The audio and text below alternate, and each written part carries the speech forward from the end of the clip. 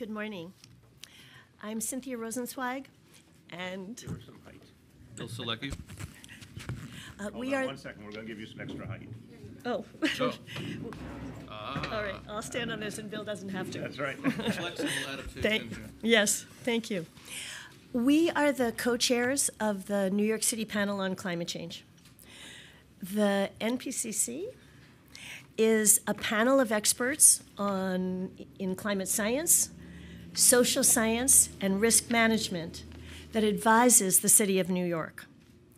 It was formed in 2008, so we've been going for 10 years.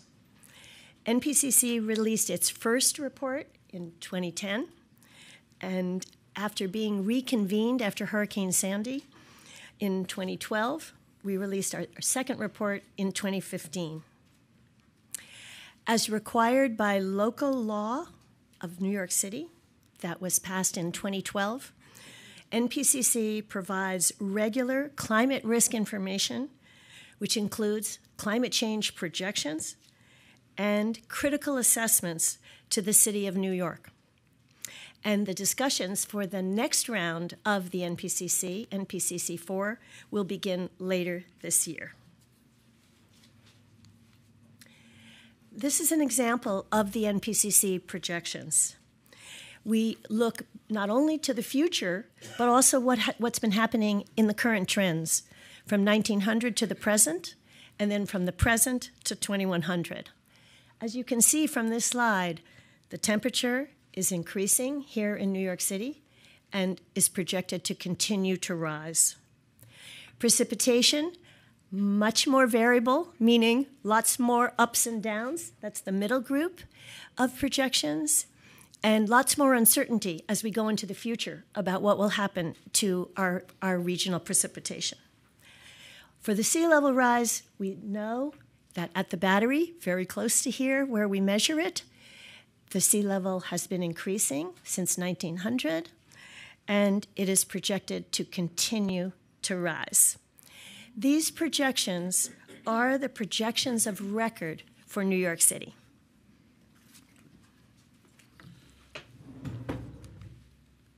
Oops. There we go.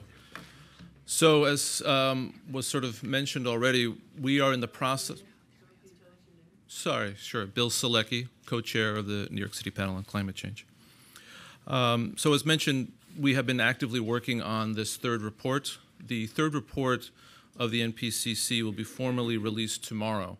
And what we can sort of bring forward are some sort of main focus points of it. Primarily, we're sort of looking at this question of the implications of climate change in the context of every day and providing tools and methods that the city can use to better understand the conditions of change, the projections, and also how to assess the implications of these changes. The focus of the report also integrates questions of community engagement, and bringing these issues of climate change beyond questions of infrastructure and some of the other points of focus for earlier assessments, but into the neighborhoods of New York. A third element is sort of providing more specific details with respect to some of these tools and methods. One, as example, is a prototype on climate change resilience indicators and monitoring system.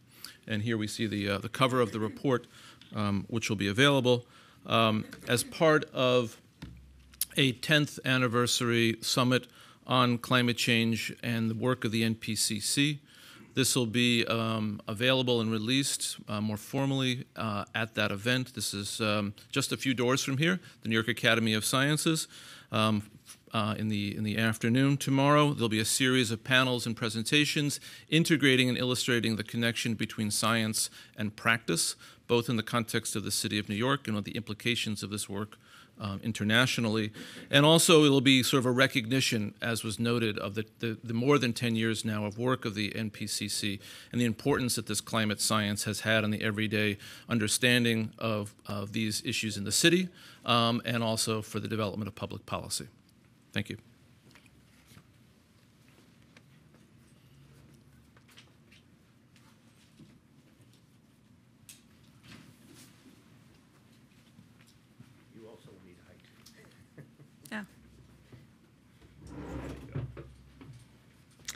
Good morning. I am Janie Bavici, and I'm the Director of the Mayor's Office of Recovery and Resiliency. First of all, I want to thank the New York City Panel on Climate Change for 10 years of tireless work. Special thanks to Bill and Cynthia, our NPCC co-chairs. The NPCC's findings are the foundation for all we're doing to build a stronger, more resilient city. We're excited to participate in their event tomorrow, celebrating these 10 years of work and the release of the new NPCC 3 report. And we look forward to continued engagement with the NPCC and the full scientific community on the issues that are most vital to our future. We're here today to talk about climate change. The challenge we face is unprecedented. In New York City, it is an existential threat, as Hurricane Sandy so dramatically illustrated. Sandy devastated our city, from the Rockaways to Staten Island to Brooklyn. Right here in Lower Manhattan, the damage was extensive. The power went out, plunging us into darkness. Water poured into homes, businesses, and tunnels. The destruction was unlike anything we have seen before. Sandy was a turning point. Across the city, we began advancing bold solutions and reconsidering our relationship to the water. And we quickly realized that there is no silver bullet to the risks that we face. And that's why we're implementing a multi-layered strategy in all 5 boroughs. We're working on different timescales, recognizing that the largest and most complicated projects can take many years to study and design. And we're not wasting any time on the projects we can implement now. We're developing unprecedented solutions to these unprecedented problems. We are spending tens of billions of dollars to make New Yorkers safer and more resilient. You can see here a map of New York City's coastal protection projects. These are essential to reimagining our waterfront in the face of climate change and safeguarding us from the next storm. We have already completed a fully constructed Rockaway Boardwalk, which sets a new standard for resilient design. We are working closely with the U.S. Army Corps of Engineers. Together, we have already built nearly 10 miles of dunes in Staten Island and on the Rockaway Peninsula. And just last month, we secured $615 million of funding for the Staten Island Levee project. The Build It Back program has rebuilt and elevated thousands of homes. Now those families are safer than they have ever been. We're also making sure that climate projections are reflected in how the city plans and invests. And that's only a small fraction of the work that we are doing. The science tells us that stronger storms are only one of the threats we face, which is why we're preparing for heat waves, which are the city's deadliest extreme weather event, more intense precipitation, which will cause more flooding, including in our inland communities, and the chronic effects of sea level rise on our 520 miles of coastline, as well as other emerging climate threats. All of this work is critical to our future. It's ambitious, it will span generations, and we're doing it so that our city can continue to thrive.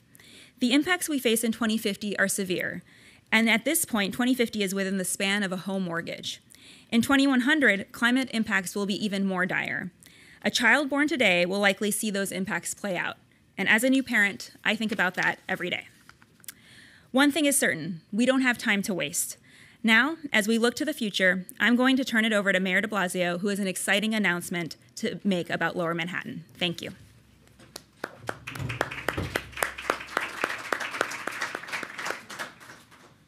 Thank you, Janie, and thank you for your good work and all your colleagues' good work to prepare us for this day when we come to grips with some of the things that we are facing in this city and prepare for the future. Also, I want to say to Janie extra credit for taking time from your parental leave to join us, and we really appreciate that above and beyond.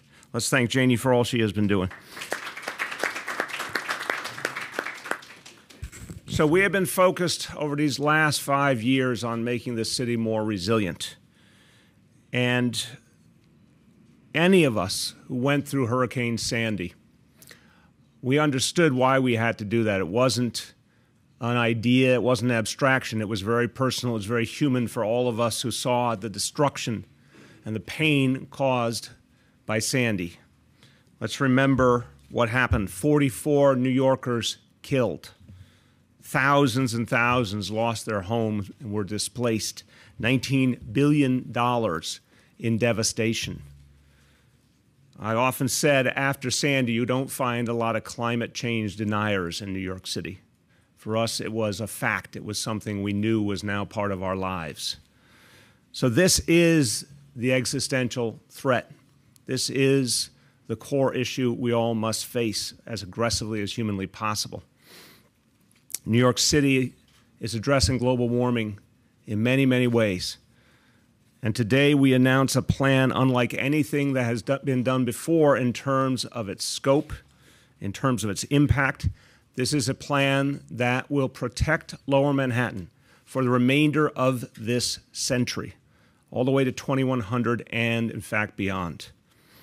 I want to thank everyone who's worked on this effort, starting with the co-chairs of the New York City Panel on Climate Change. Again, a thanks to Dr. Cynthia Rosenzweig of Columbia University and Dr. Bill Selecki of Hunter College for the hard work they and their colleagues put in.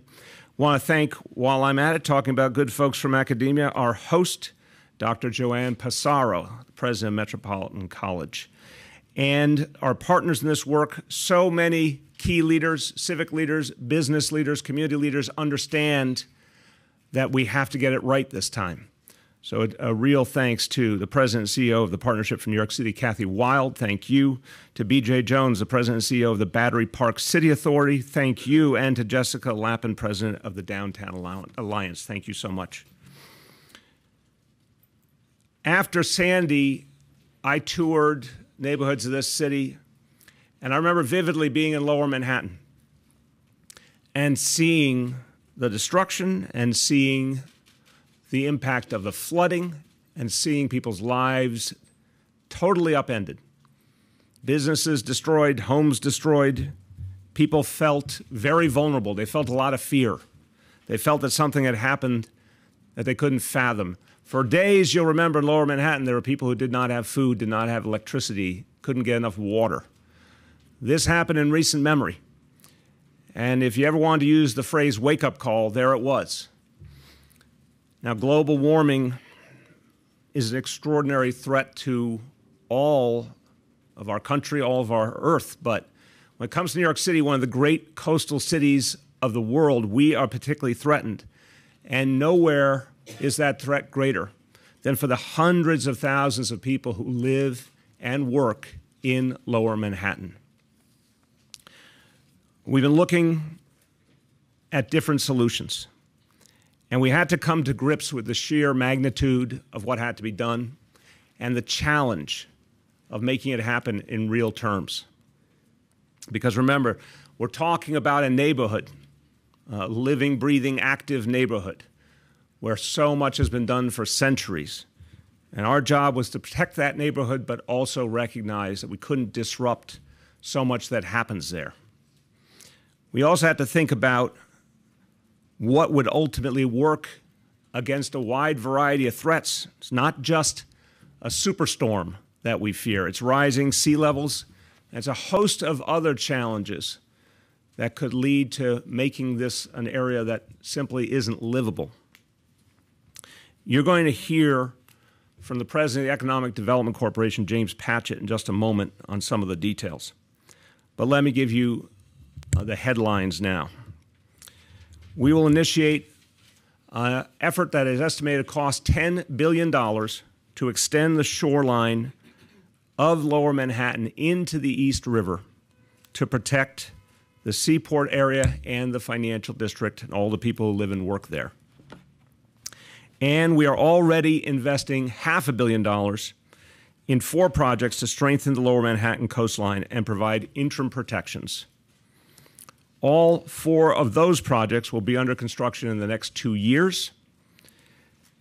There will be installation of temporary barriers put in place this year, by the end of this summer, in the area around 2 bridges, the financial district, and the seaport to protect us this year from this coming hurricane season. Now, this Lower Manhattan Coastal Resiliency Plan is comprehensive, to say the least. It is audacious, but most of all, it is necessary. This is a very, very big undertaking. There's nothing been done like this in the history of New York City, but it is needed. And I want to give you the plain facts that make so clear why we have to do this. This is a city with 4.5 million jobs. 1 in 10 of the jobs in this city are located in Lower Manhattan. 75% of the subway lines in New York City run through Lower Manhattan. There's $60 billion worth of property in Lower Manhattan. As I said, hundreds of thousands of people who live or work there every day. Now, the next point I'm going to make should be something that's talked about not only here, but in our nation's capital. Lower Manhattan is one of the core centers of the American economy, is where the financial capital of the United States is. The security of Lower Manhattan should be a national priority. The fact is, it is not. And it's incomprehensible to me that there's no sense of urgency from the federal government, and there hasn't been, to protect Lower Manhattan and all it means, not only for this city and state, but for this country. Here's the stark reality. Federal funds only come after there's been a disaster. That is the reality of our country right now. There's no plan, there's no vision, there's no funding to actually protect us from what is looming in our future. It's only when the destruction has been done that money eventually starts to flow. We can't live that way anymore. I want to give you an example for anyone who may be thinking right now, well, I just told you about a single initiative that's going to cost $10 billion. Someone might say, well, how on earth are we going to afford this? Here's a fact. From the years of the Iraq War, the United States spent an average of $50 billion a year on that war and did not spend money protecting Americans from global warming. We have to get our priorities right. In the meantime, we have to go at the root cause. To say the least, we would like our national government to focus more on how to stop global warming. But in the meantime, the city of New York is doing all we can, and cities all over the country, over 400 cities, have pledged to live up to the standards of the Paris Agreement. We are cutting emissions 80% by 2050. We're the first major American city to divest our pension fund dollars from fossil fuels companies. That's going to be a $5 billion divestment. We're committed to investing 2% of all of our pension fund money in renewable energy. That's going to be a $4 billion investment. We are doing the things that are needed, but they'll have to be done on a much greater scale, literally, if we are all to survive. We can't afford to bury our head in the sand, and that's right now what our federal government is doing.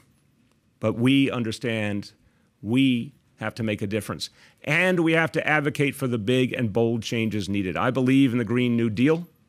I believe in the sweep and scope. I believe that we have to fundamentally change our lives and our approach to our economy. We have to become a low-carbon economy as quickly as possible. We have to invest money in renewable energy on a much greater scale. And as part of that Green New Deal, there has to be a huge federal initiative to protect the coastal areas of this country and the tens of millions of people who live there. By the way, all of that will create a huge number of jobs that working people need. So in the meantime, we don't just sit around and have wishful thinking about our federal government getting the memo. We are acting. And this plan is how we protect one of the single most sensitive areas of our city and our nation before it's too late. A few words in Spanish. Hoy anunciamos un plan nunca visto para proteger al Bajo Manhattan del cambio climático. Vamos a construir nuevas barreras y a extender la costa en áreas vulnerables para protegerlas de inundaciones. Necesitamos que el gobierno federal deje de ignorar y haga frente a esta crisis. Mientras tanto, vamos a seguir haciendo todo lo posible para proteger a nuestra gente y nuestra ciudad. With that, I want to bring forward the president of the Economic Development Corporation, James Patchett. He and his team have worked very intensely to come up with a plan that will work, no matter how ambitious, no matter how challenging. This is a plan that will actually protect Lower Manhattan. I want to thank him and his team. James Patchett.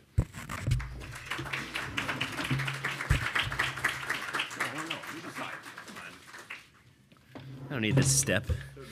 Okay. All right. Thank you, Mr. Mayor. Thank you to our scientist friends for being here and for showing so much leadership on this for more than a decade. And thank you also to Kathy and Jessica for being here. It means a lot to see the business community here, Lower Manhattan community here, recognizing what an important issue this is for the future of our city. I also want to just take a moment to second what the mayor said about Janie, who is technically still on maternity leave. As the parent of 2 children under the age of 5, and having been on a number of conference calls with her recently, hearing the baby crying in the background, just want to say it says a lot that she's here today, so thank you. That's right. I would clap for my wife if she were at a press conference during her maternity leave, although then I'd be at home. Okay, so as the mayor mentioned, this comprehensive resiliency plan will invest over $500 million in projects that protect about 70% of the Lower Manhattan coastline. These projects are all beginning design today and will be in construction by 2021. I want to take a moment to walk you through each of these projects in a little bit more detail. First, I want to start with Battery Park City. So the city has already approved $134 million in borrowing authority for Battery Park City. So this is a resiliency plan for Battery Park City, and the design aims to integrate flood protection into the existing landscape. The design process is underway, and this is going to guarantee protection against both a storm surge and sea level rise, 2 of the biggest threats to the Battery Park City level as sea level rise increases.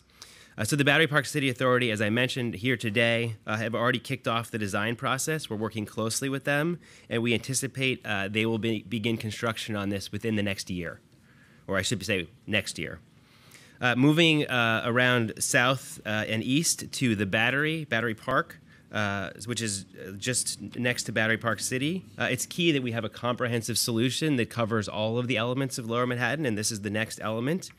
So we know how vulnerable the Battery is to storm surge after what happened during Hurricane Sandy. Both the wharf and the esplanade were badly damaged, and it also provides an entryway for water to come into Lower Manhattan if this area is not also protected. So this project will protect the park against rising sea levels and provide coastal protection for the neighborhood behind it. It's a $165 million project, and it will reconstruct and raise the wharf and the esplanade to protect against higher sea levels. And we're also going to build an elevated and protected barrier at the back of the park. So it's a combined effort, one on the waterfront and one further back in the park. We're just beginning the design process here. We're going to work closely with the community on that. We haven't determined the final design. We know it needs to have those 2 elements as a part of it. But we are going to begin construction on this project by 2021. So moving on to 2 bridges, skipping past the seaport for a moment. So here we're in the process of designing and building a $200 million system of flip-up barriers and flood walls that will protect this neighborhood and also preserve the waterfront. So the flip-up barriers what that means is they're deployable barriers that come up from underground in the event of a storm. When there isn't a storm, you won't even know that they're there. And here's an ominous picture of a storm showing the barriers flipped up, protecting the neighborhood. We're now finalizing the design, and we're going to continue to work with the community very closely in the coming months, and we will also begin construction on this project by 2021. So I want to move on to the most complicated area, which, as Janie noted, is the FIDI and the Seaport, which are also 2 of the most vulnerable neighborhoods in Lower Manhattan. That's why the city has been going through a process of exploring an exhaustive list of alternatives of ways to protect this area. So this has a unique combination of complex factors that makes it particularly challenging. It's infrastructure constraints, including both the Battery Tunnel and the AC Tunnel, which are both passing directly under this area. It has low topography at about 8 feet above sea level. And so none of the known or existing strategies that we're using across the rest of this district are going to work here. But we don't have a choice. We know that we have to protect this community. The mayor referenced the amount of value this area represents for the city and the importance of it to our economy. We have to protect this area. So what are we doing? We're going through a comprehensive climate resilience master plan where we will create a specific plan in partnership with the community to extend the shoreline, which will give us space to construct the necessary infrastructure. We recognize that building in the water will be challenging, and we're treating this option as the absolute last resort. But our analysis has shown that an on-land solution like the one we're using at Two Bridges, which will reduce nearly half of the area that was originally proposed for Shoreline Extension in Seaport City, that solution is just not viable in this segment of the original Seaport City area. So this shoreline extension could extend anywhere from 50 feet to up to 500 feet, which is the pier head away from the existing coastline.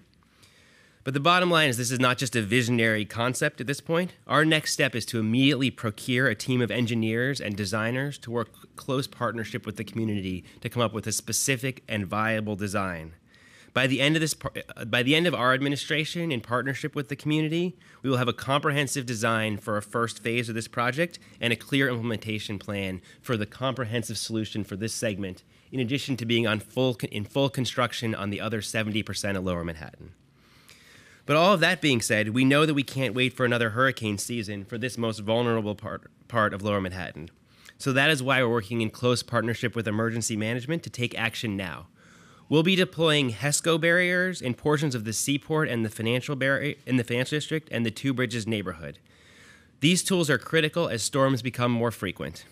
So those will be permanently in place in advance of this coming hurricane season, and they will be accompanied by tiger dams, which are refillable dams that can be filled up with water in the event of an incoming storm, which will be placed in conjunction with the Hesco Barriers in the event that we see a storm coming.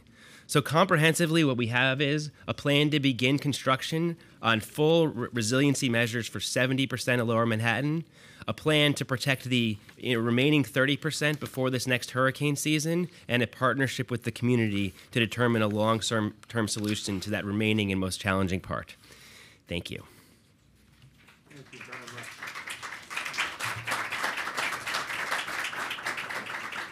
Thank you very much, James. So I want to just again express my appreciation to everyone who worked on this effort. This has taken a tremendous amount of research and rethinking of what is possible and what is needed. One of the things that's clear is this team understood, to quote from the great movie Apollo 13, that failure is not an option, that we had to find something that would work no matter how expensive or ambitious it was.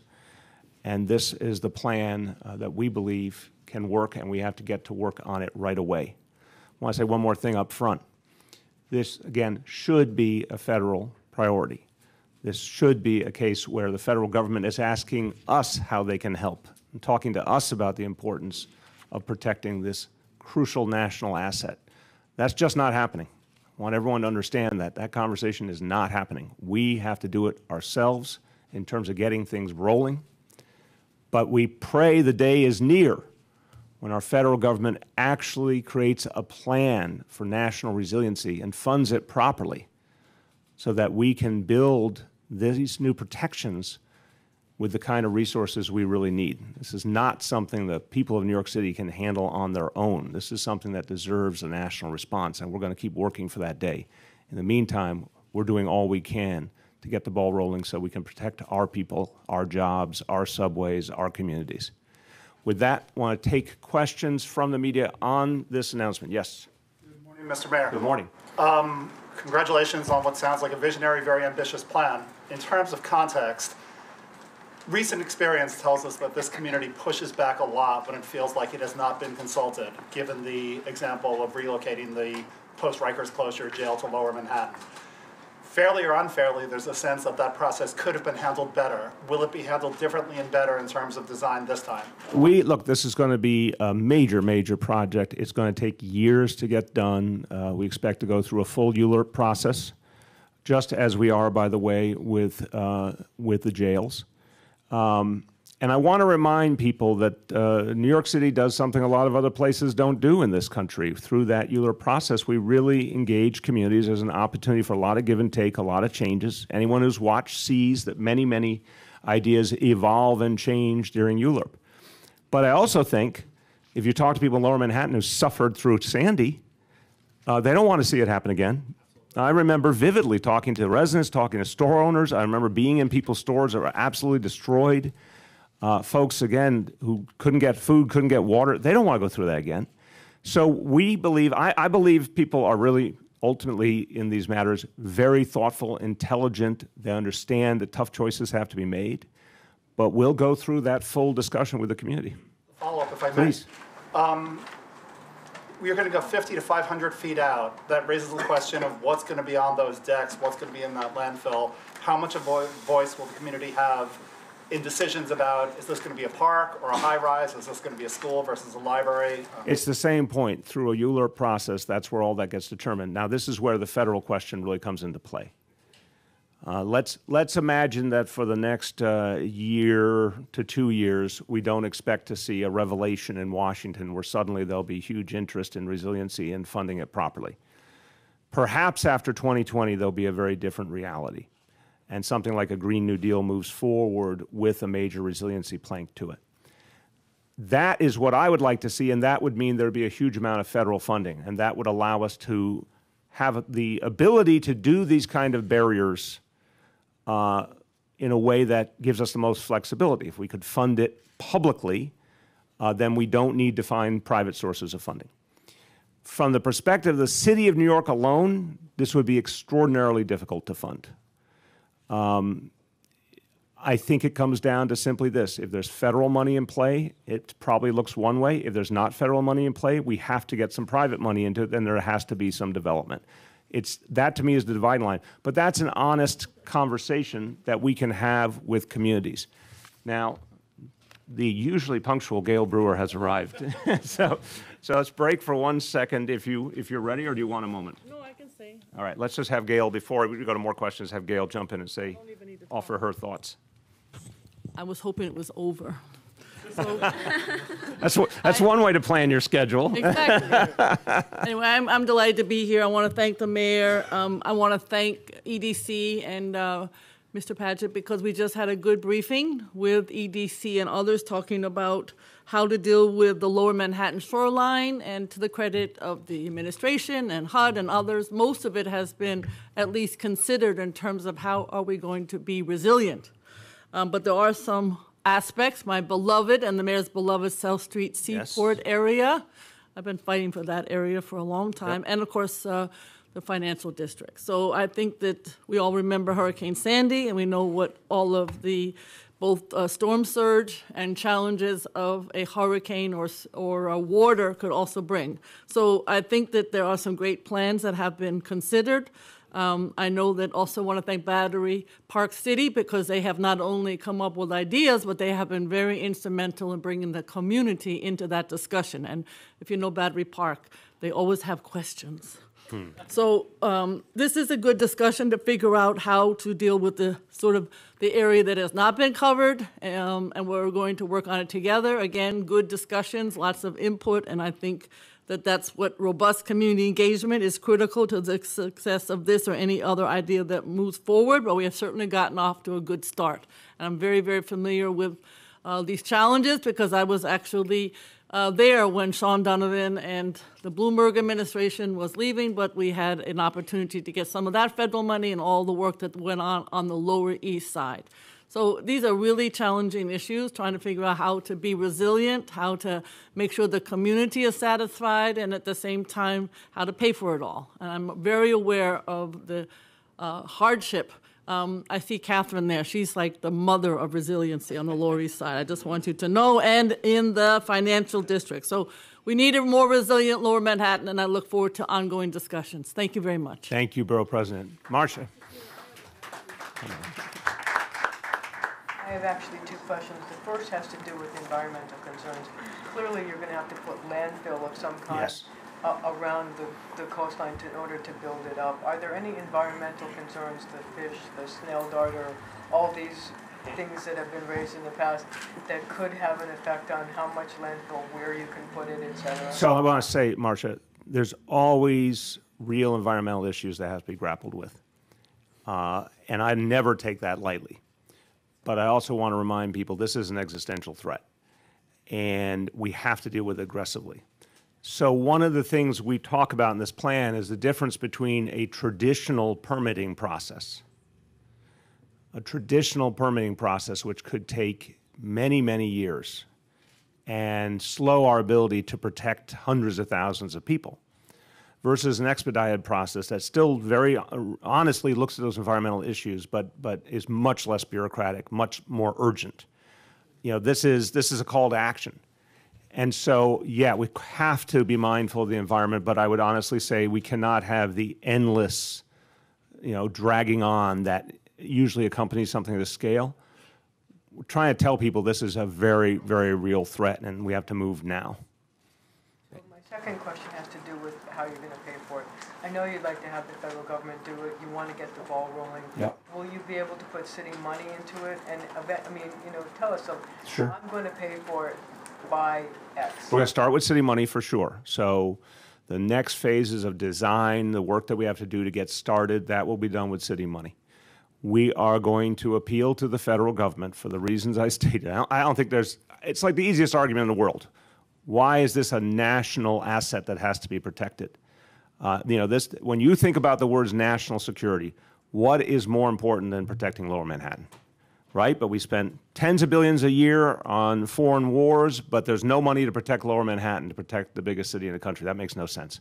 So I believe this is an argument that can be won, and the best kind of protection would come from a plan with a lot of federal funding. If we can't get that federal funding, we have to have an honest conversation with the community, with the people of the city about the choices. It's not something that could be fully funded with city dollars. It just couldn't be. There's too many other demands. We would have to then either perhaps get state dollars, which you and I would both say don't flow abundantly nowadays, or have some mix of private development in the initiative to help pay for it. If you had to get private development, would that mean that you might be building things on this land? Yes. Since you have to go 2 blocks out, yeah. I mean, you could build streets with buildings. Yes, you could. Like that. Is that something that would be, It's possible. It's possible, but again, so one, there's going to be a whole very intense community process, as I said, ULURP, et cetera, to envision what the community would like to see.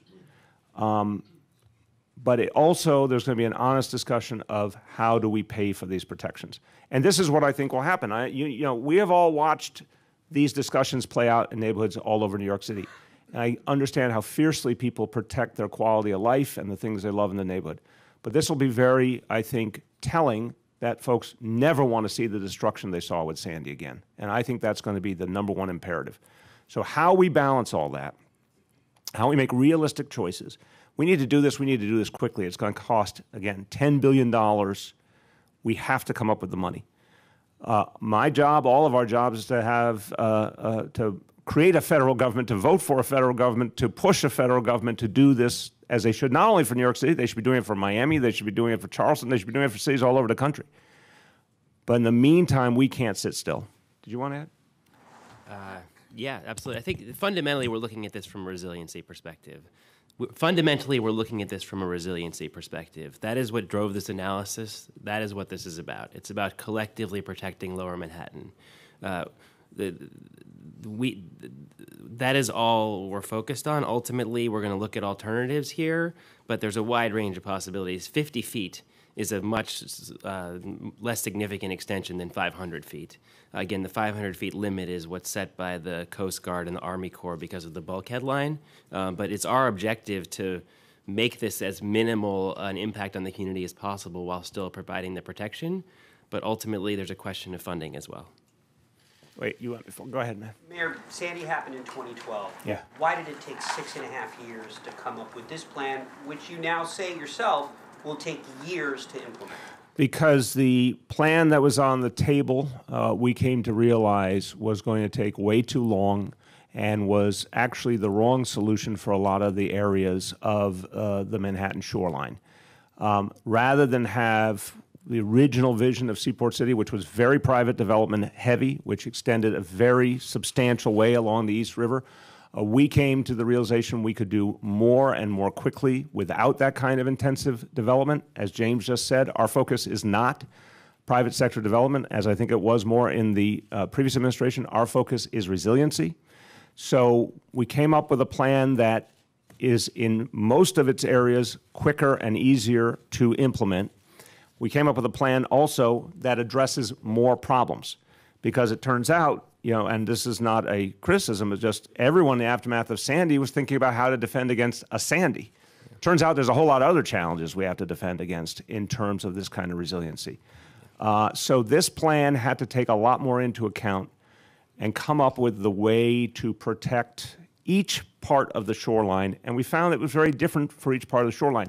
This piece around the seaport, around the financial district, is unfortunately the worst of all worlds, because it is where there are so many jobs, subway lines, everything we talked about, people more and more living there, and it's the lowest part of the whole shoreline. So it's the most vulnerable, and that's why we need this extraordinary barrier. Yeah, so we're talking about a 100-year solution here for what our projections of what storms are going to be like in 2100. And the science and information has evolved significantly since Sandy. Our analysis shows that Lower Manhattan by 2100 will be flooded daily, 20% of the streets. So if you're in Lower Manhattan... If you don't take action. If we don't do anything, 20% of Lower Manhattan will be flooded every day. And that's new science that came out of our analysis. So we want to make sure is we're designing the protections that actually address the most current science. Because if we design protection based on old science, we're not going to be solving for the most current known challenges. Of course, climate science is always evolving, and we'll hear more from our friends about that tomorrow. But it's critically important that we be constantly on top of the most current information. And I would also add, it's really significant that we were able to come up with a solution for two bridges, which is deployable barriers. The Bloomberg administration did a lot of really great and important work immediately following Sandy, and I think it set a really important foundation. But it was a framework. It was a way of thinking about the different solutions, and the solution that they had identified for the area from the Battery almost to the Manhattan Bridge was to build in water development. The great thing about what the mayor said, to elaborate on it, is we identified deployable barriers for almost 50% of that area, meaning we don't have to go in the water at all for that amount, and we can start construction on that within the next 2 years. So that's a really enormous difference. It means we'll have almost half of that area protected by 2023 as opposed to by 2030. That's an enormous step in the right direction. And the reality is we went through a comprehensive analysis of every possible alternative for that remaining 50% of that area, and there's just no viable alternative but to build in the water. Why? Because it's 8 feet above sea level, and we're expecting 6 feet of sea level rise by 2100. Why? Because the Battery Tunnel is less than 6 feet below the ground, and the AC tunnel are also between the surface and the bedrock, which you have to drive any deployable barriers into. It's a very complex area. There's no easy solution. We had to do a comprehensive look at the science and all of the alternatives, and we came to the conclusion that none of us wanted to come to, which is we have to do something in the water or this area will never be protected. Okay, who hasn't gone? Dave? This plan of building into the East River, have you run it by any of the property owners, the residents? What's their reaction? How do they feel about it so far? I'll just start by saying, as you heard from the borough president, there's been a dialogue already, but this is just the beginning of what will be a much more extensive dialogue. I mean, one thing I've heard from folks in Lower Manhattan for 5 years is they want to be protected. Number one concern. We understand, again, there's been controversies over particular building projects, and people want to make sure their quality of life is protected. That's when we're talking about a normal kind of development question. This is not that. This is, how do we protect your neighborhood from being flooded all the time? How do we protect your home from being impossible to live in? How do we protect your business from being destroyed? That conversation, people get very open-minded about. They want solutions, and they want them as quickly as possible. So yes, there'll be extensive dialogue because this is a multi-year project, and it will go through ULURP. But I want to say, Dave, people think very differently about resiliency because they know they can't afford to go without it. Yeah, I could add, we've spoken in the course of this process, we've spoken to the community boards, I've spoken directly to both the leaders of the business organizations in Lower Manhattan as well as many of the major property owners. I think everyone recognizes this is a complicated challenge. Everyone has concerns, but everyone knows we have to do something. What is the goal also to when this would actually be finished? We would see construction So complete. let me just say, this gets back to Marcia's question about, are we going to end up with the traditional, bluntly, bureaucratic, endless permitting challenges where all different levels of government take their sweet time while Mother Nature continues to loom? If we do this the long, slow, traditional way, this might not be completed until 2030. If we do it the expedited way, we could shave as much as 5 years off of that. So you could be talking 2025 or something much more reasonable. This, I think the call to arms point here, Dave, is, are we going to be serious about protecting ourselves? If we are, we can't do things the traditional way. We have to be mindful of the environment, and everything has to be in full consultation with communities. But we've got to move fast. So this is going to be a real challenge to see if people are willing to change the way they do things in the name of protecting our community. Go ahead, Gloria. Mr. Mayor, so you're saying how badly you will need federal funds to get this done, and you're saying that you're not confident at this point that you will get them. You said the city will start spending money on design first. Do you have a breakdown yet of where you're going to get started, how much it will cost, and how much you'll actually need in federal funds at this point? Yeah, and let me just, I'll start and then pass to James about what's the immediate plan. I'm stating I think the pretty tragically obvious truth right now, Gloria, that there is no federal resiliency strategy, not just for New York City, for the entire United States of America. There's no coastal resiliency plan. There's no stream funding for resiliency. I mean, we've been dealing with global warming now for decades. There's literally not a federal policy. It's only in reaction to disasters. So we have to change that. Do I think the Trump administration is going to change it? No, we have a climate denier in the White House. He's not going to change it, and it can't move without a president. So I would say it's after the 2020 election that we open up the possibility of a serious new national resiliency policy and serious money being applied to it, and it is consistent with the vision of the Green New Deal. That means we've got several years right there where we just have to keep moving the ball with everything we've got. Go ahead. I think it would frankly be more helpful to send you a breakdown project by project of the city components and the federal components. Just as an example, the battery, that's $108 million of city funding. The Battery Park City Authority is through bonding authority, so none of that is federal money. And then the Two Bridges component is there is federal funding there. We're probably anticipating some city funding for that as well. I think you're crossing topics a little bit. Let me hold on. Let me make sure we're all speaking. Hold on. So there are the projects underway that we described earlier: Battery Park City, Two Bridges. And that's, again, mix of different funding streams. We can get you all that. I think your question also refers to the specific efforts to protect the seaport area and the financial district, this core area where we're going to have to add land. What money are we putting in to get that process started? Right. Absolutely. No, for sure. Absolutely. Anyway, so today we're talking about about $5 to $10 million in immediate engineering analysis to get the master planning process started.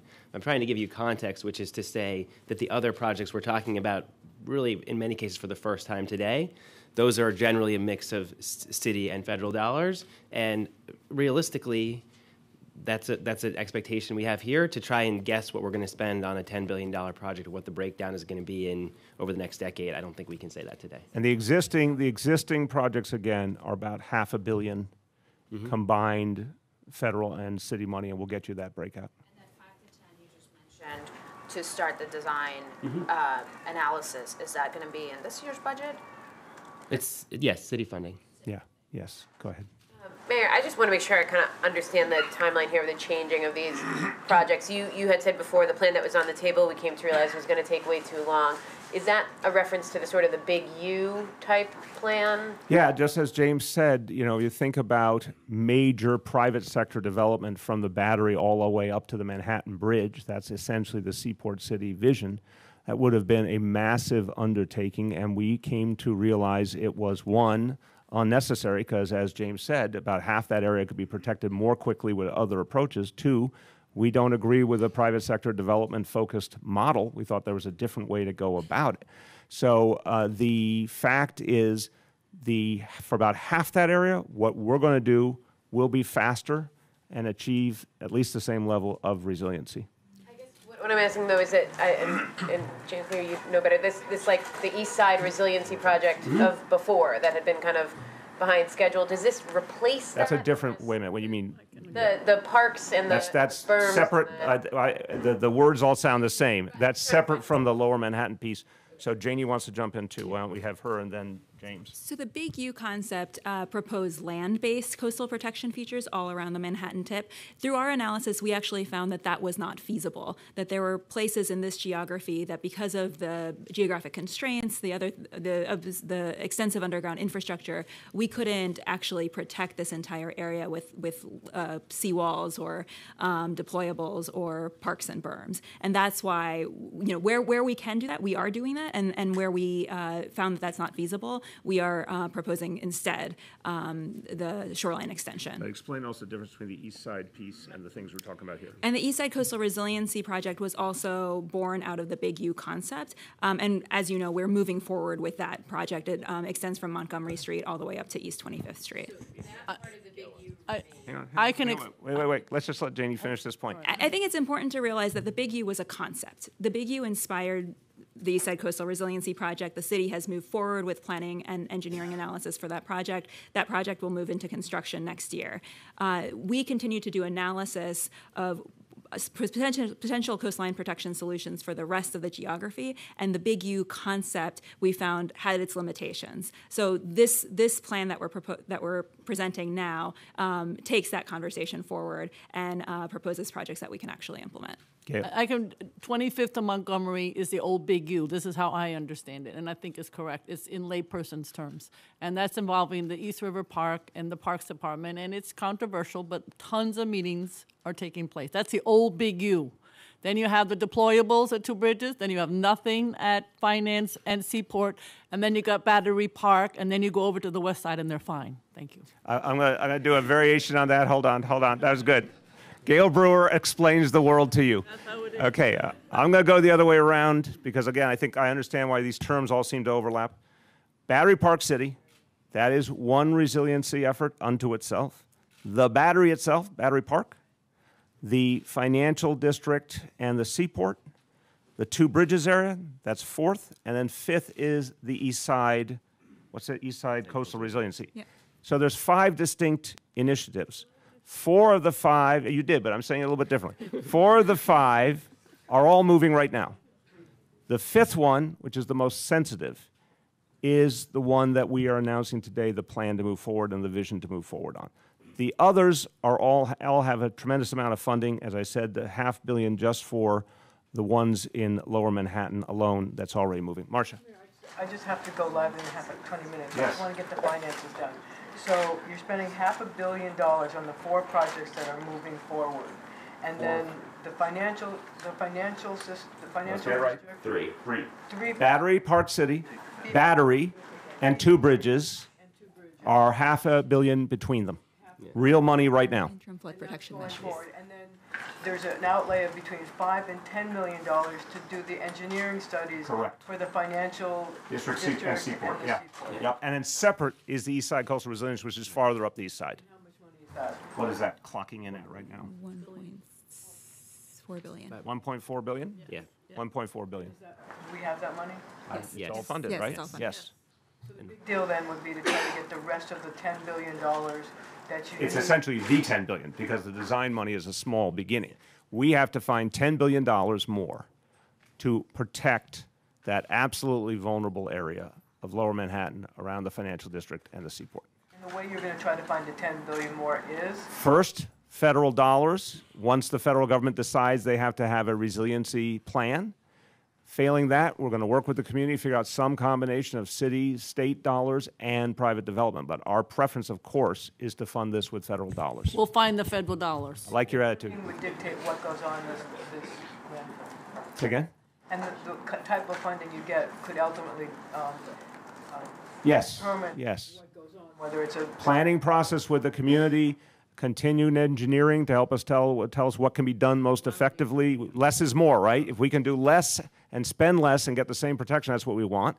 And where the heck's the money coming from? I just want to encourage you to look at the map because that explains it, I think. Well, that's far away, that map. We'll give you a copy. Give a copy. Okay. Okay. Back there. Yeah, hi, thanks Mr. Mayor for your time. Sydney with Patch. I am asking, based on what you've said so far, the main difference between what was proposed during the Bloomberg era and this, the Seaport City plan, is that it doesn't extend as far north, essentially is what I'm getting at. The shoreline extending into East River, it just doesn't extend as far north. So about 50% less area. So yeah, 50% less. So I just want to be clear, it's half the shoreline. It's a big, big difference.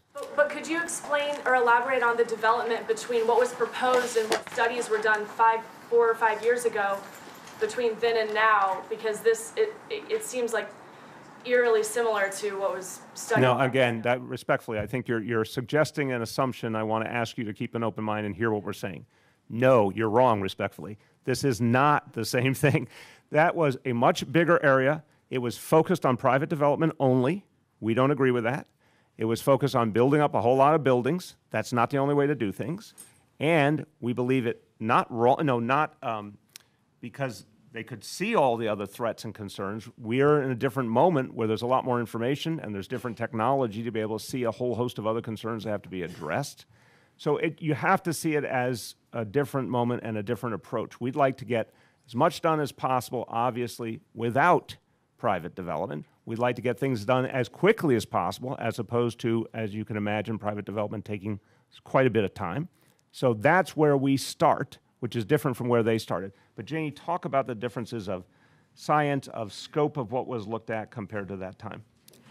So the other thing to keep in mind is that we, and James mentioned this, is that we looked at a range of climate threats, not just storm surge. The proposal that was presented at that time was primarily focused on addressing storm surge. We looked at sea level rise, we looked at intense precipitation, and we looked at the threat of groundwater table rise, which is one of the impacts of sea level rise. So taking all that into consideration, we wanted to limit the shoreline extension to only the places where that was the only feasible solution. And in the other areas where we know that there are technologies that will provide protection without going into the water, that's what we're moving forward with. Go ahead. Mr. Mayor, just on this issue of the $10 billion, if you don't get the federal funds, though, aren't you going to need to rely on private development? I mean, it'd be a combination of city money, perhaps state money, and private development. That would be the only way in that case.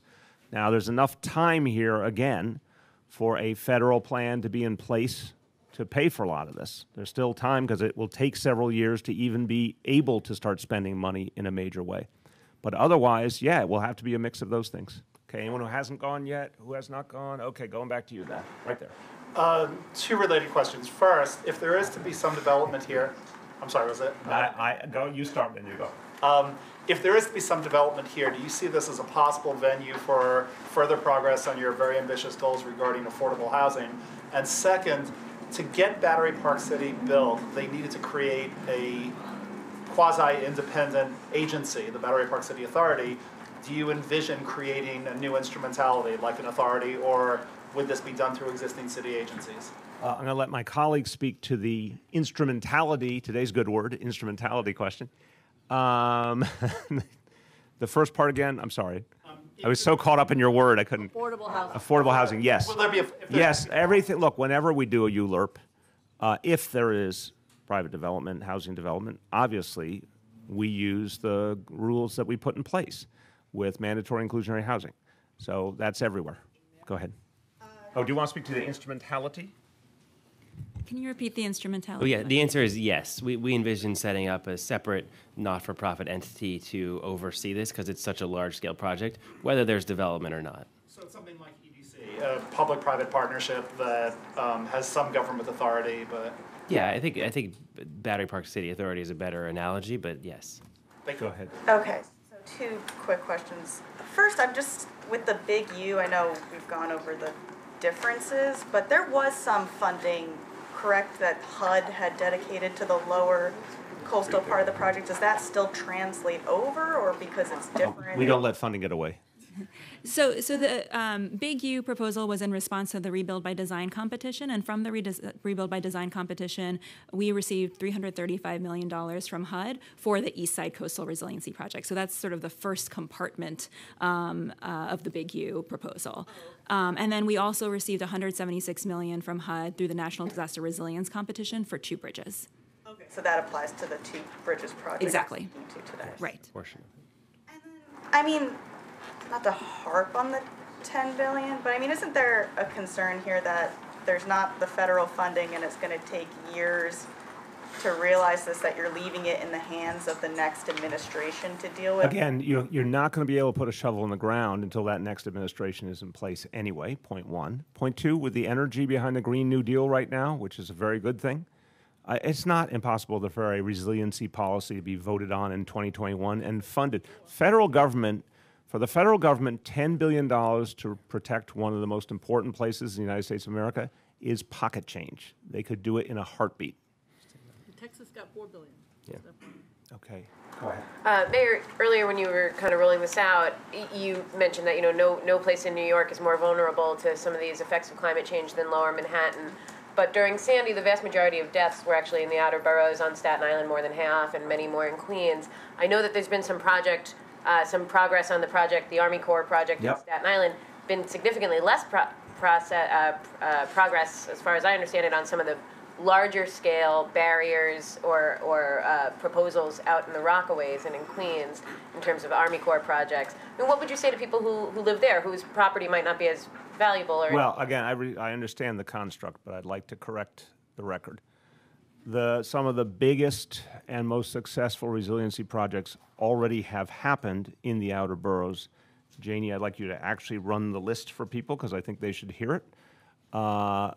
We went where we had seen the destruction and where people were vulnerable and put resiliency measures in place, and a lot of others are coming on quickly. But I want to be clear in terms of the sheer number of people affected. The hundreds of thousands of New Yorkers who live and work in Lower Manhattan are tremendously vulnerable right now. Our city's economy is tremendously vulnerable. Our subway system is tremendously vulnerable. There's no other place in the city where all those challenges meet so deeply as in Lower Manhattan. And to make matters worse, it's one of the very lowest parts of the city. So, in fact, respectfully, it's the other way around. The outer borough projects actually have already happened or are happening. This piece was very complex. We had to figure out the right way to do it. But in terms of the number of people affected and what it would do to the entire rest of the city, this is one of the most important things to address. Would you give people a sense of what has happened, done, and what is happening in the next few years? Sure. So we have, as I mentioned in my remarks, we've rebuilt the 5.5-mile Rockaway Boardwalk. That was completed in 2017. As a resiliency barrier. As a resiliency barrier. We have worked with the Army Corps of Engineers to complete a T-groin and sand nourishment project in the Seagate neighborhood in Brooklyn. We've installed 10 miles of dunes in Staten Island and the Rockaway Peninsula. And we've, the interim flood protection measures that we're talking about today, we've actually implemented those in 46 sites across the city. Build It Back has served 100% of its residents, so that's another important note because many of those residents are in the outer boroughs. And there are a lot of projects in progress. So we recently announced the Staten Island Levee project where we're investing $615 million with the Army Corps of Engineers and the state. We are moving forward with the work in the Rockaways with the Army Corps of Engineers as well, both to create new protections on the beach side as well as install some new protections on the bay side of the Rockaway Peninsula. That work will begin in either late this year or early next year. We are also advancing design for a Red Hook integrated flood protection system, and that work is advancing this year as well. And that's not even to mention the Eastside Coastal Resiliency Project, which we've discussed previously. Everything that Janie just talked about is right here. I want to ask our friends from our team to make sure this is passed out to all the folks in the media so they can see this is all the things that have happened or are underway as we speak, overwhelmingly in the outer boroughs. Go ahead, Gloria. Mr. Mayor, I know you don't like hypotheticals. No, I don't, but try me. But let's just say that you don't get a Green New Deal. Right. President Donald Trump gets a second term, and you don't get these federal funds that you need. In terms of the private development that then would be needed and the pressure of getting this done in time, right. Would you be willing to change the zoning laws or somehow change the ULURP process so that you don't get into that? It's a ULURP process either way, Gloria. So the point is, you're going to, again, this is going to be a very honest conversation with the community. I think everyone will say, why don't we try and get it right, meaning getting the federal government involved. And I would also like to note, in addition to the president, another very big X factor is the U.S. Senate. If the Senate goes Democratic and Chuck Schumer is the Senate Majority Leader, that alone, even if there's a Republican presidential administration, that could change the discussion unto itself. So there's actually more than one way to get to the resolution we need. But if the federal government is entirely unwilling to participate, then it becomes a very honest conversation with the community of what choices we're going to make. But that will go through a ULURP process. Yes? Is Chuck Schumer fully on board with this plan? Chuck Schumer, I'm sitting down with him actually in the next few days, and I'm going to go through it with him. But this is a vision. He's going to watch, as everyone else does, as we develop the details, and he'll speak for himself on that. But does Chuck Schumer care deeply about resiliency? He's been the driving force in getting a lot of these resources that have allowed us to provide the protections we have all over the city. Anything else on this? Yes? Mr. Mayor, is the coastal extension view, is that different from what was proposed in the Big U plan? And will there be any development in that area? And then secondly, when did you guys determine that the Big U was not feasible? So the Big U plan did not, Big U concept, I should say, did not propose coastal extension. It proposed land-based coastal protection features. And what we looked at is whether or not those features would actually work in the constrained geography, given the extensive underground infrastructure in this geography. And we found that for Seaport and the financial district, it would not, that we needed to go out into the water. So that's what we're saying now. Okay, yes? Yes. In regards to the Harbor Army Corps study, the New York, New Jersey Harbor study, with the 5 different alternatives with storm surge barriers in the harbor, how does that study factor into possible design and how extensive certain parts of the shoreline would have to be? Do we know that at all yet? I'm going to start as the layman because I asked the good question. I asked the same question, and these folks will give you more detail. But here's what I want to note. The idea of a harbor barrier, first of all, it does not solve the many problems we just delineated here. So this is, again, and I want to acknowledge there's a lot of moving parts here. It's complex. But one of the things Janie said earlier, the original vision for Seaport City, again, well-intended, but missed a bunch of other factors. It looked at, a superstorm, didn't look at torrential rains, which we're seeing more and more around this country, didn't look at the groundwater rising, a number of things that we're looking at more and more that weren't as evident 6 years ago. So point one. Point two, the barrier, if there even were a barrier out in the bay, it doesn't affect all these other factors. It is one piece that could be very, very important, but there's a lot of other challenges it could not address. And I think Janie can give you a flavor of that. The other thing I've said about the barrier, and this has been brought up to me at town hall meetings in the Rockaways and other places, is talk about something that would take federal money. Janie, what is the latest estimate of if there were a harbor bay barrier, how long it would take to build and how much money it would take to build? It would probably take 20 to 30 years, and it would take at least $150 billion. Right. So there's a magnitude problem. That's not a question of city funds. That's not a question of private development contributing to. That's straight up, it's only if the federal government does it, but extremely long time and $150 billion. I mean, if it's anything in that ballpark, we should be doing everything else we can do in the meantime. But why don't you speak to the specifics of the question? So we'll continue to participate in the Harbor and Tributary Study. We're a partner along with the states of New York and New Jersey with the Army Corps of Engineers. They're not just looking at harbor barriers, they're also looking at shoreline protections, not only in Manhattan, but in other parts of the city and the region. So we'll continue to participate and see what comes of that. And these planning processes will certainly talk to each other. We expect the Army Corps to be an important partner in the next steps of this Lower Manhattan Coastal Resiliency Plan as well. But a harbor barrier is primarily designed to deal with storm surge and not sea level rise, and again, it would leave 20% of Lower Manhattan flooded every day, even if you did that $150 billion harbor barrier. Yes. So this is probably for Patchett. How exactly would those deployable barriers work? Would the city have like a button that it pushes, or would it? There's like a little red button, and you flip up the thing and push it. That kind of thing. Yeah, who would have control? The city or like a private developer who owns that land? No, it's typically cranks is the way they're typically deployed, although the technology is actually rapidly evolving. I love that you call me Patchett. Yeah, It's like I don't think I've ever met you before. Although I love you. Great. Thank you. Does that answer your question?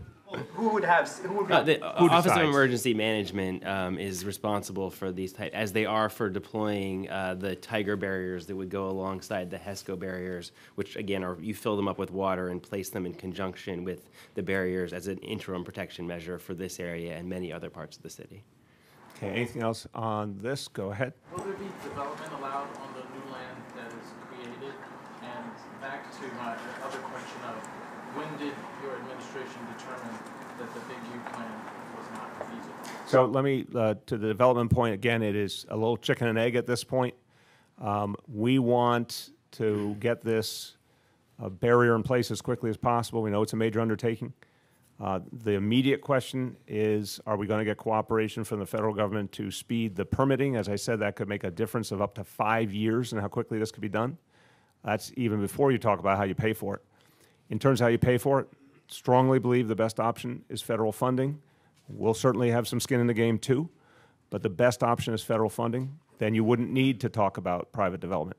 If there is no federal funding, if we are left to our own devices, we have to have an honest conversation about how we pay for something of this magnitude. Private development might be part of that solution, but there'll be a ULURP process with the community to determine what makes sense. On the others, Again, we talked a little about this, I think, before, but just for clarity, the Big U was about onshore measures. And what we've determined is that onshore measures are viable on the east side, between two bridges, in the Battery, and at Battery Park City. Onshore measures are not viable in the financial district and the seaport because of the level of infrastructure that's in the ground and the need to go down to the bedrock to have barriers that are effective. So you would need to drive piles down into bedrock and go effectively through both the Battery Tunnel and the AC tunnels, which is obviously not viable. So the engineering analysis combined with our new science, which is what our report shows, and you'll get a copy of it, is it demonstrates what is the current science, what is the engineering feasibility of alternatives for this segment, this 30% segment of Lower Manhattan, and it concludes that for that segment we have to build something in the water. That's what we're telling you today. What's the date? The date is today. That's what we're telling you. Yeah. So if there is development, if there's this extension to the East River and there are buildings on that, won't those buildings then be vulnerable to flooding? Is there going to be a massive? No, they're built. I can start as the layman. No, it's all built then to be resilient by definition. It's not. It's built as a barrier. Like, here's a very simple way to think about it. The Rockaway Boardwalk used to be a boardwalk, and God forbid what happened. You know, in a storm in Sandy, it became a projectile that was thrown into the neighborhood and caused damage. It was rebuilt as a resiliency barrier unto itself and a boardwalk.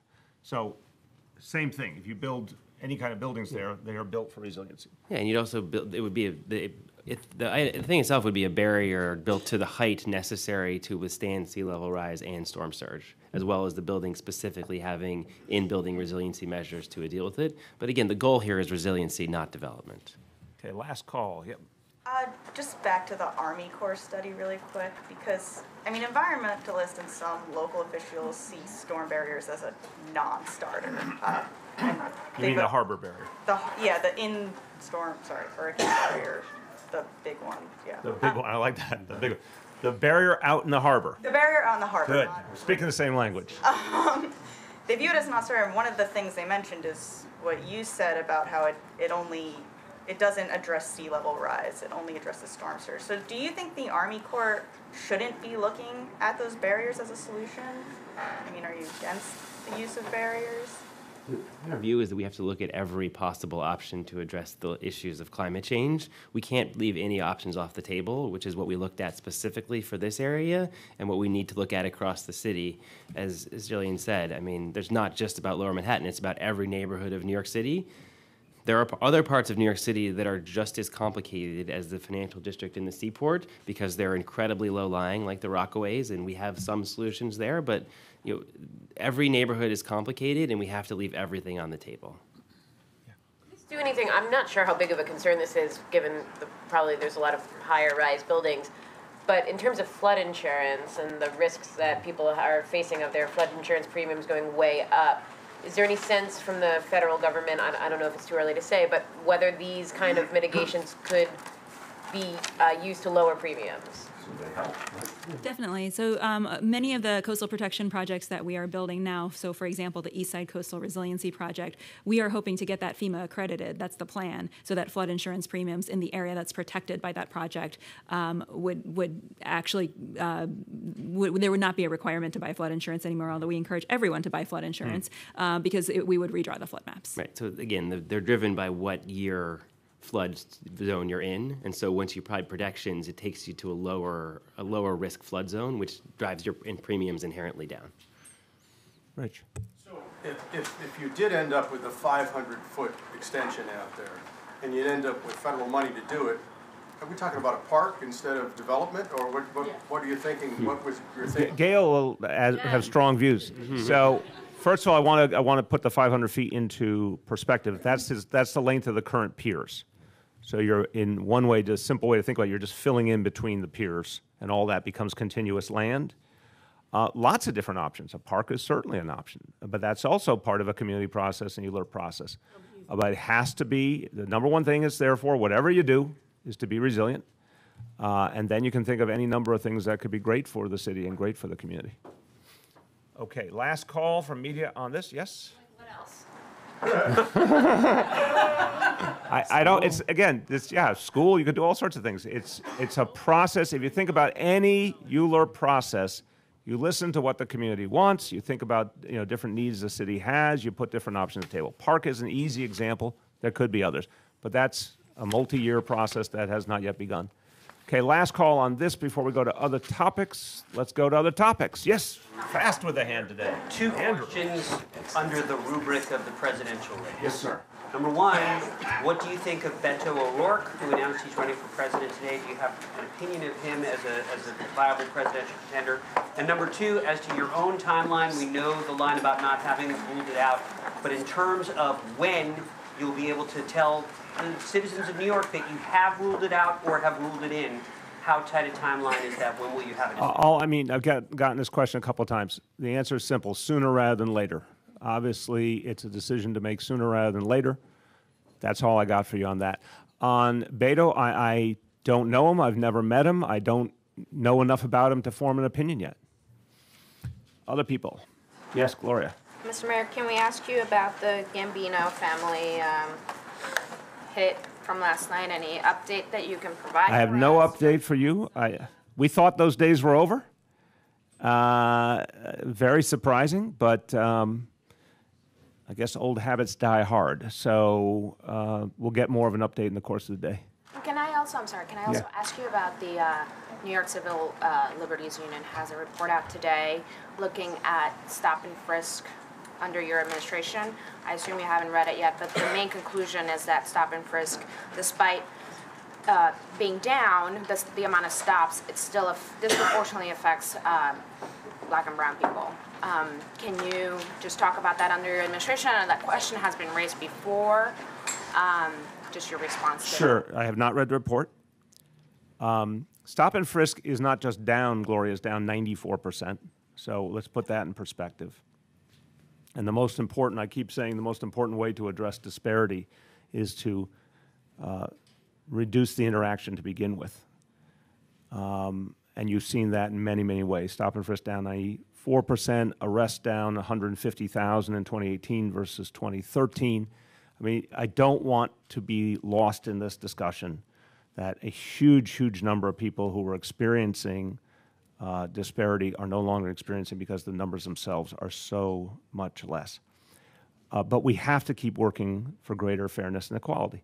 So we do that through constant training of our officers, implicit bias training, and other efforts. And obviously, you know, as we continue to deepen our neighborhood policing strategies, we think you're going to see more and more balance in the equation. Yes. And An application for a rezoning in Industry City was pulled last week because of substantial opposition, including a letter to the administration from your administration from Nydia Velasquez and Gerald Nadler. And the city council member for that area has said he would not approve it if it got to him. So did you support that project, and do you want to see it move forward? I'm going to turn to James because I will always be straightforward that I have not focused on the details of that project. But look, this is about, to me, ensuring that there are jobs for working people in communities. And I understand why people are concerned about development, and I understand that there's concerns about gentrification, and those are honest and those are real. But the irony to me is that this particular initiative was aimed at creating jobs for working people from the community and from surrounding communities, which I think are part of what allow people to stay in their community. So that's the one thing I can say. To the specifics, James. Well, meeting with the council member this afternoon about this topic and a few others, so I look forward to hearing his thoughts. That was very diplomatic. Thank you. We have to support jobs. There are always legitimate concerns, and I look forward to discussing them with the elected officials.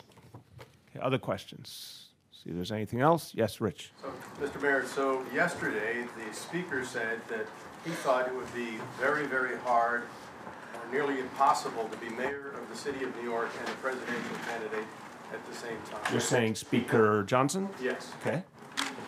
And I'm just wondering whether you agree with that analysis or whether you think he's spot on. No, look, it's a very fair question, Rich, and I want everyone to understand this. I embarked on this path 6 years ago to serve this city, and I take it as seriously as any human being possibly could. Everything we're talking about today is about literally protecting our city from an existential threat. And I think about the needs of New Yorkers from the first moment in the morning to the last minute at night. I'm going to be doing that no matter what. But I also believe a lot of what we are facing as a city is really about a series of decisions that have to be made in Washington. And right now, we're nowhere near where we should be as a nation to address the concerns of urban America, to address the concerns of New York City. There's no honest policy in place to fight global warming. There's no real policy to protect coastal areas of this country. There's no policy to address income inequality. A lot of the things I've been talking about that I think have to be addressed. And this city is actually coming up with a lot of solutions, and I want to talk about those solutions, and I want to drive the discussion to those ideas. And for people who do decide to run for office, that's actually one of the better reasons to run for office. But as I said, I haven't ruled anything out. It's a decision that we'll make sooner rather than later, but it's a decision that I would make with full consideration of what I think is in the interest of the people of this city. I could never separate that from the decision in any way, shape, or form. So you can be mayor and be a presidential candidate at the same time? I'm just getting back to the core of the question. By definition, look, all throughout decades and decades of history, governors have run for president while sitting in office, senators. I mean, of course, people who have important jobs and busy jobs run for higher office. It's pretty common, actually. There's a lot of demands here, but as one of your colleagues the other day said, well, don't you think we should leave the presidential field to people who are less busy? I said, actually, do you think about the implication of that point? Do you really want the next president of the United States to be someone who has a lot of time on their hands right now and doesn't have a lot of responsibility and hasn't dealt with big, important decisions? I would say it's the other way around. Yes? Mayor, in the sooner versus later situation, can you identify the... Let's see how we can parse further. Is March sooner? I'm just not doing it. I really admire your effort. I'm just saying sooner rather than later. That's all I got for you. 2 weeks? That's all I got for you. Why don't you hold up like different number of days, calendar? I do admire it every single time. Every single time, yes. Any plans to visit Hudson Yards as it opens up this week? No plans at this moment. Yes. There's a measles outbreak. The health department said today that You guys got range today. Okay. We've gone from Gambinos to the measles. Okay. 5 additional yeshivas have been allowing unvaccinated Say again? children. 5 additional yeshivas have been allowing unvaccinated children to come into school. Right. There's now an outbreak, which I'm sure Yep. you're aware about. Are you looking into it? Yes. What's the health department doing? Absolutely. We're very concerned about this. Deputy Mayor Blasio and Commissioner Barbeau are working on this, and we're in deep communication with some of the institutions affected. This is not a good thing, and this is not a safe thing, and we have to convince people to do things otherwise because there could be much greater ramifications if this is not addressed. So yes, our health department is all over this, and we're hoping for a resolution soon. Last call. Once, twice. Thanks, everyone.